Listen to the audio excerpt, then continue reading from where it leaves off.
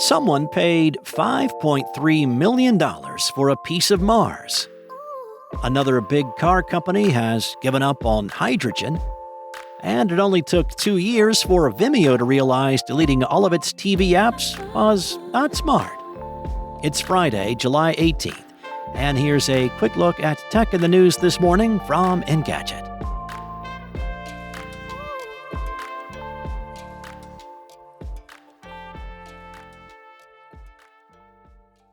Add this to the list of things that might be fun if you had a buttload of money. Someone forked over $5.3 million in a Sotheby's auction to own a piece of Mars. The red planet meteorite was discovered in 2023 in a remote area of the Sahara Desert in Niger. Martian meteorites of any size are incredibly rare. To get here, an asteroid first hits the red planet to eject material from its surface. Sotheby's says there are only 19 Martian craters large enough to have spit this one out. Well, that chunk then has to travel 140 million miles through space to reach Earth. Only 400 of the 77,000 plus officially recognized meteorites hail from Mars. The meteorite is known as NWA 16788. Its reddish-brown scarred exterior almost looks like the red planet's surface in miniature.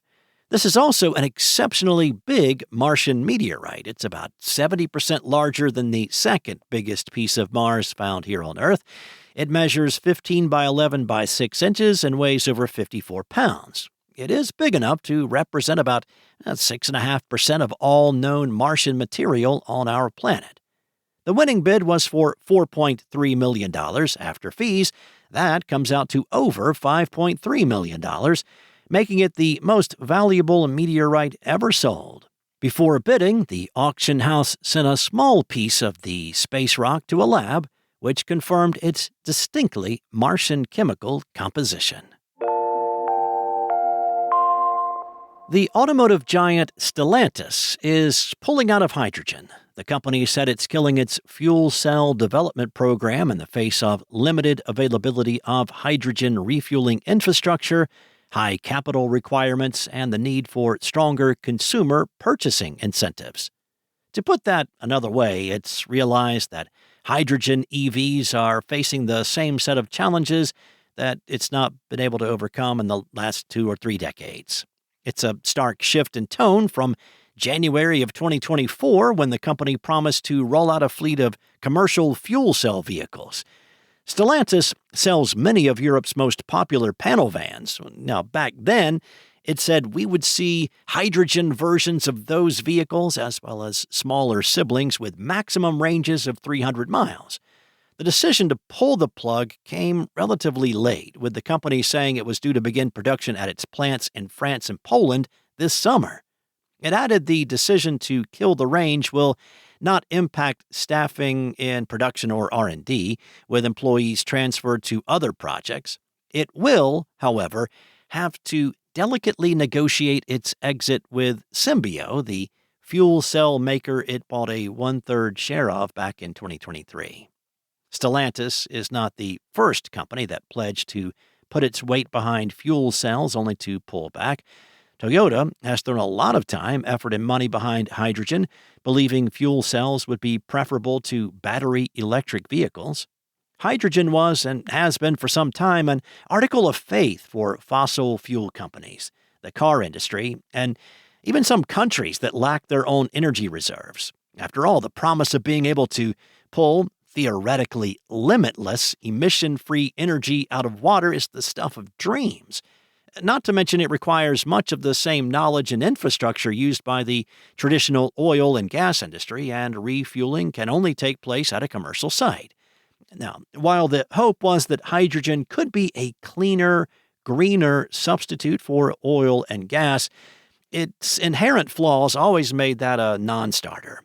Hydrogen is far less energy dense than oil and gas, and far less physically dense, so it's so prone to leaking that you have to go above and beyond to seal it in.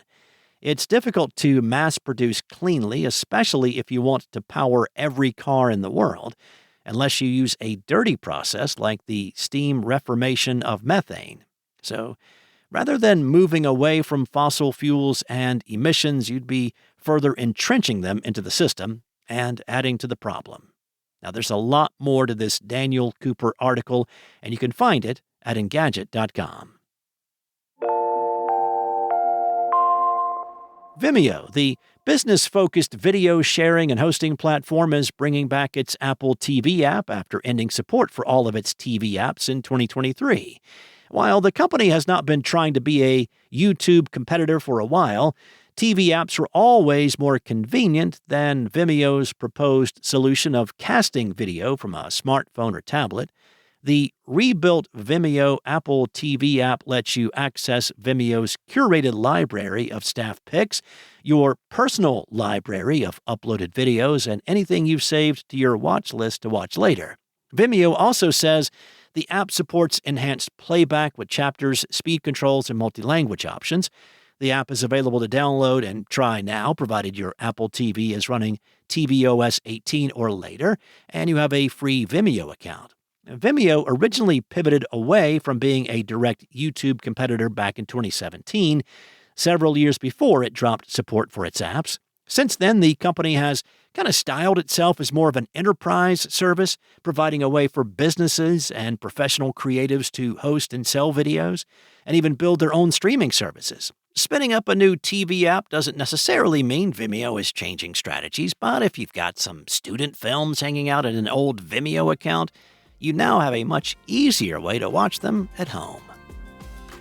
Thanks for listening. There's more to these stories and more tech news at Engadget.com. This episode featured journalism from Will Shanklin, Daniel Cooper, and Ian Carlos Campbell, and was voiced and produced from the boutique sound studios of Spoken Layer by me, Steve White. Enjoy your weekend. I will be back on Monday with more tech news from Engadget.